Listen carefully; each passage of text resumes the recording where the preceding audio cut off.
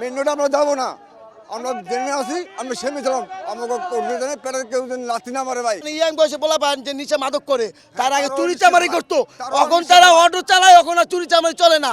We are very simple person, আমরা ordinary রিক্সা driver. আমরা এখানে আমরা আসছি শুধুমাত্র আমাদের দাবিটা পেশ করার জন্য। আমাদের দাবি হচ্ছিল এই, আমাদেরকে কেন ব্যান করে দেওয়া হচ্ছে।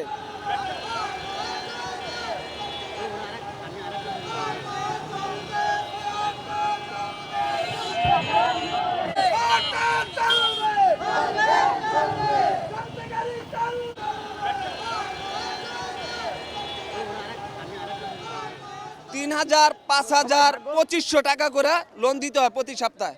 এত টাকা ব্যয় করে আমাদের অটো কিনা তো কোনো লাভ হয় না।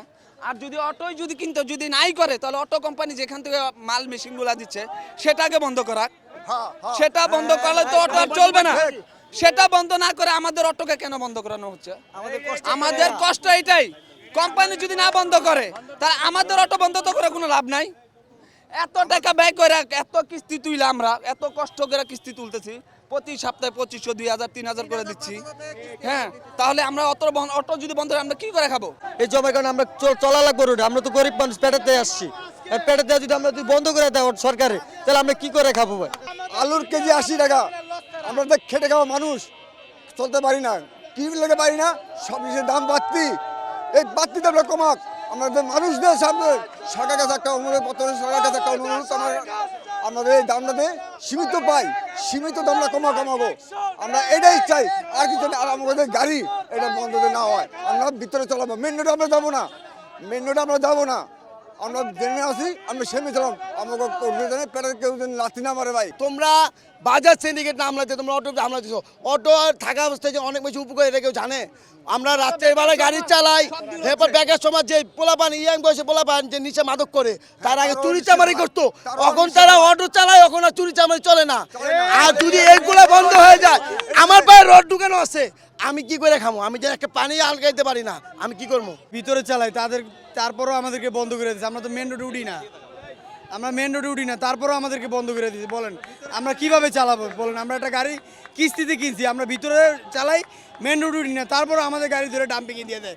তারপরে এখন ঘোষণা দিচ্ছে আবার কোনো অটোই চলবো না। এটা কি মাইনে নেওয়া যায়? বলেন, আমরা তো সাধারণ গরিব মানুষ, আমরা ব্যাটারি নিয়ে যায় আমাদের, এটা কোন ধরনের আইন?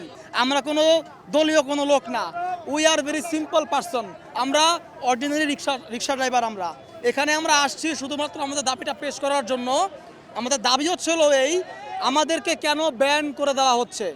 আমরা গরিব মানুষ, এখানে অনেক বাবার বয়সী লোক আছে, ভাইয়ের বয়সী লোক আছে, প্রতিবন্ধী, হ্যান্ডিক্যাপ, যার একটা হাত নাই পা নাই, সে অনেক কষ্টে অনেক কষ্ট করে টাকা পয়সা ধার দেনা করে, এমনকি বাড়ির জমি প্রপার্টি বন্ধক রেখে একটা অটো নিয়ে রাস্তায় বেরোইছে তার পরিবারটাকে রান করার জন্য। এখন যদি এই অটোটা আমাদেরকে বন্ধ করে দেওয়া হয়, তাহলে সেই ব্যক্তি এবং তার পরিবার, তাদের কি ফয়সালা করে দেবে সরকার, এইটার জন্য আমরা এখানে নামছি। আমরা এখানে কোনো অবৈধ কোনো কাজ করার জন্য নামি নাই। যদি আজকে আমাদের দাবি সুন্দরভাবে মেনে না নেওয়া হয়, অথবা যদি আমাদেরকে কোনো ফয়সালা না করে দেওয়া হয়, তাহলে এই দাবি আরো জোরদার হবে, এই দাবি আরো জোরদার হবে দাবি। আমরা কোনো ভাঙচুর করব না, আমরা কোনো ঝামেলা করব না, শুধুমাত্র এইটুকুই আমাদের অনুরোধ সরকারের কাছে, যে আমাদের যে অটো যদি বন্ধ করে দেওয়া হয়, এর বিকল্প কি দিবে। আর যদি আমাদের বন্ধ করে না দেওয়া হয়, আমাদেরকে সুন্দর একটা আইনের আওতায় এনে একটা নিয়ম মাফিক আমাদের কোনো ফয়সালা করে দিক, এইটুকুই আমাদের অনুরোধ।